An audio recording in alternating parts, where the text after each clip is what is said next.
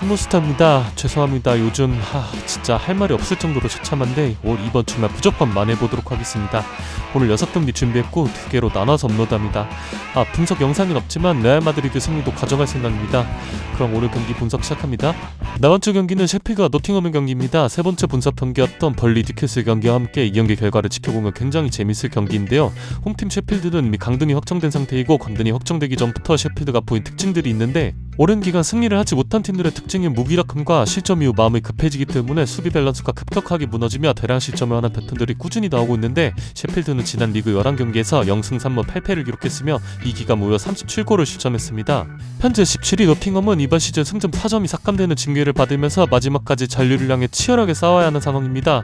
이번 셰필드와의 경기 이후 첼시, 벌리로 이어지는 일정이 남아있는데 마지막 일정인 벌리와의 결과는 강등과 직결될 수 있기 때문에 그 상황을 막기 위해서 최대한 많은 승점을 확보하는 게 목표입니다. 노팅엄은 지난 시즌 프리미어리그로 승격하면서 승격 이후 지난 2시즌간 이적 시장 지출액은 무려 3억 4천만 유로로 하나로 약 5천억 원에 해당하는 거액을 사용했기 때문에 다시 챔피언십 리그로 강등될 경우 소리는 말로 할 수 없을 겁니다. 이 경기는 전술적 얘기를 떠나서 노팅엄이 원정이지만 무조건 승점 3점을 목표로 해야 하는 경기이기 때문에 노팅엄의 1.7대 배당은 못 먹어도 고입니다.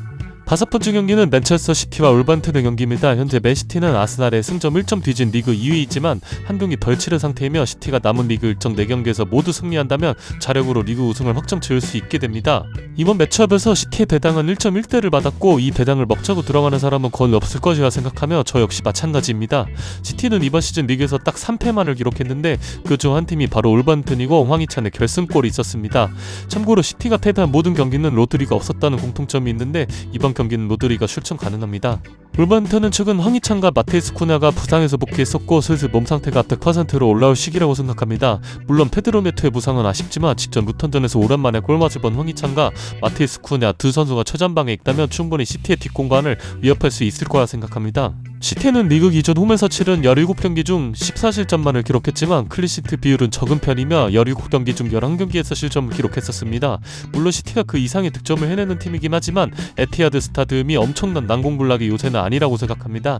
배당에서 보여지듯 시티의 승리 가능성이 매우 높은 매치업이지만 먹어볼 만한 배당이 마이너스 2.5 핸디캡 승리인데 축구에서 3점차 이상의 승리는 초반 경기 흐름이 많이 중요하고 어느 정도 운도 따라야 하기 때문에 그다지 좋아하는 배팅은 아닙니다. 양팀 득점 성공 배당이 2.3대 역배당을 받았는데 충분히 도전해 볼 만한 가치가 있는 배당이라고 생각하기 때문에 양팀 득점 성공으로 추천드립니다. 여섯 번째 경기는 레알 소시에다드와 라스팔마스의 경기입니다. 소시에다드는 직전 레알 마드리드에게 홈에서 0대1 패배를 기록했습니다.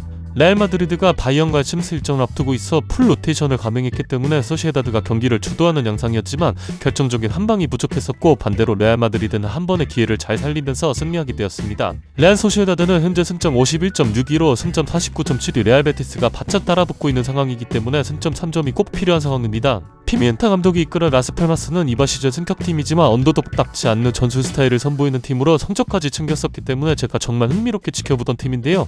하지만 최근 리그 9경기에서 0승 2무 7패로 부진하고 있는 모습입니다.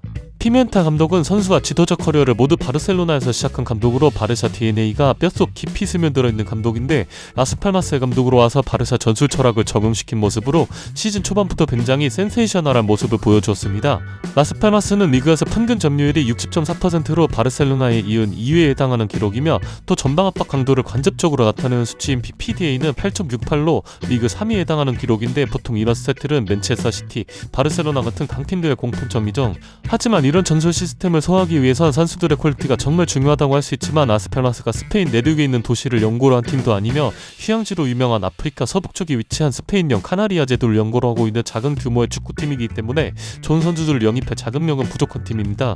이번 시즌 승격 이후 초반엔 일부 리그 팀들에게 낯선 스타일의 팀이었기 때문에 어느 정도 잘 통하는 모습이었으나 시간이 흐를수록 빌더 패턴이나 전술 스타일이 읽히기 시작했고 파열법이 나오기 시작하면서 최근 부진하고 있는 상황입니다. 제가 이번 시즌 라스팔마스 경기를 정말 많이 봤고 라스팔마스 경기에서 달달하게 먹고 있는 법칙이 하나 있는데 라스팔마스는 리그에서 PPDA가 낮은 팀들을 상대로 한 경기에서 높은 확률로 저득점 경기가 나왔었다는 점입니다. 현재 라리가에서 PPDA가 낮은 8팀들을 보면 이번 경기 상대인 레알 소시에다드와 바르셀로나, 라요 바이카노, 헤타페, 아틀레틱 빌바오, 카디스, 마요르카, 지로나인데 이 팀들과의 지난 12번의 경기에서 무려 10경기가 2.5 언더가 나왔었습니다. 최근 레알 소시에다드의 공격력은 굉장히 아쉬운데 특히 공격을 이끌어야 할 쿠보가 3월 A매치 브레이크 이후 좀처럼 폼이 올라오지 않고 있으며 9번호 홈에서 마지막 득점이 전날 9월 빌바오전인데 이후 8개월가량 홈에서 득점이 없었다는 점은 더 원더가 끌리는 요인이기도 합니다.